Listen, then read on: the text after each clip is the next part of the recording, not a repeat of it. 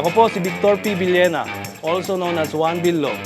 Samahan niyo po akong muli upang ibahagi sa inyo ang kwento ng aking pangangarera. Lipad Karerista!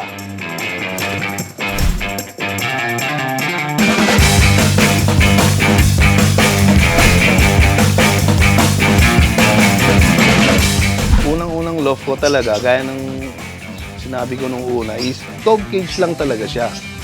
Kasi ang philosophy ko sa buhay is you can fail in a million reasons, but you can only need one o isang dahilan lang para magtagumpay ka. So kung gusto mo talaga manalo, gagawa ka ng paraan. Pag nananalo ka, sige, syempre mga birds mo, mga winners yan eh. So bibigyan mo rin siya ng tamang bahay, tamang alaga. So kailangan as time goes by, nag-i-improve din sila. Siyempre, binibigyan ka nila ng panalo. Alam nga naman, sige, diyan ka na, I don't need you anymore. Parang gano'n, di ba?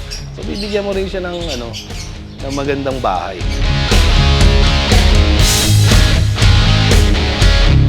Sa loob ko, hindi naman siya kalakihan, hindi rin naman siya maliit. Pero, lahat na nandiyan, kahit sinong dukutin mo dyan, kahit sinong kunin mo dyan, winners yung mga yan. Battle-tested or very competitive.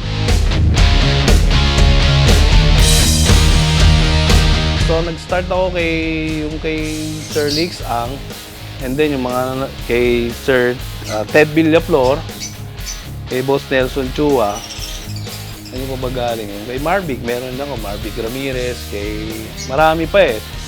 Kasi ang ginawa ko, hindi porket galing kay mga anak na magaling, nag-i-inbreed ako, nagko-crossbreed ako.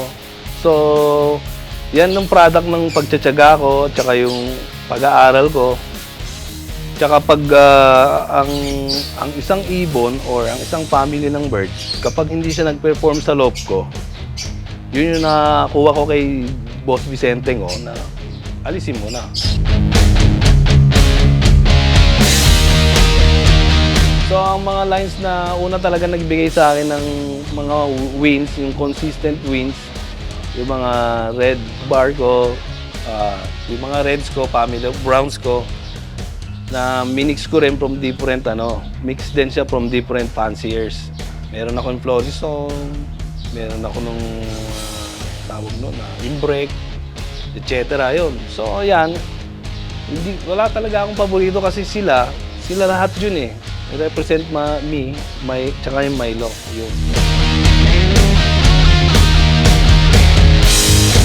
So, number one kasi, sa pagpili ko ng mga gamot, gusto talaga yung makikita mo within 24 hours yung effect. Kasi, especially sa derby, dati 1 week ang pahinga ngayon, 5 days to 7 days ang pahinga. So, kailangan pagbigay mo sa kanya, effective agad. Makikita mo kaagad or else, talo ka na. So may mga gamot akong ginagamit pero siya, mix pa rin siya. So sa future plans, lahat naman ng fanciers na kagaya ko, gusto talaga maglaro sa PHA.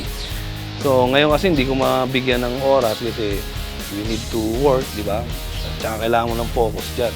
Pero yun talaga ang aking future plan. Sumali sa PHA, makakalabang ko yung mga idols ko. So, ang maipapayo ko sa mga newbies or yung mga papasok pa lang sa gantong hobby, na pag-aralan nilang maigi kung paano, kasi ngayon marami ka ng pwedeng sources ng information, di ba? Andiyan ang internet or makipasok ko sa mga groups ng mga fanciers, makakausap mo lahat dyan. And secondly, kung ano talagang gusto mo. Kasi nung panahon ko, namin, pag sinabing karera, derby lang. Simula sa malayo, doon lang magkakarera. Ngayon, kahit 100 or less kilometers, nagkakarera na. Fun race. So kung gusto mo kagad magkaroon ng trophy, doon ka muna. Kung gusto mo manalo, doon ka muna sa mga short races. Para hindi ka makaranas nung mag-stiff neck ka maghapon ng ganon. Kasi ano ba ito, napasok ko ba ito, wala pa yung ibong ko, ganon. Sa mga short races, ilang oras lang, andyan na, resulta na. So, ganun lang may papayo ko. Yung mga sistema, pag-aralan nyo kung anong bagay sa'yo. At ang huli, hindi ikaw ang mag-a-adjust sa mga ibon mo. Sila dapat ang mag-a-adjust. Kung ano yung kaya mo maibigay na oras, dun lang. Kasi mag-a-adjust at mag-a-adjust yan mga yan. Kasi sa personal experience ko, ganun.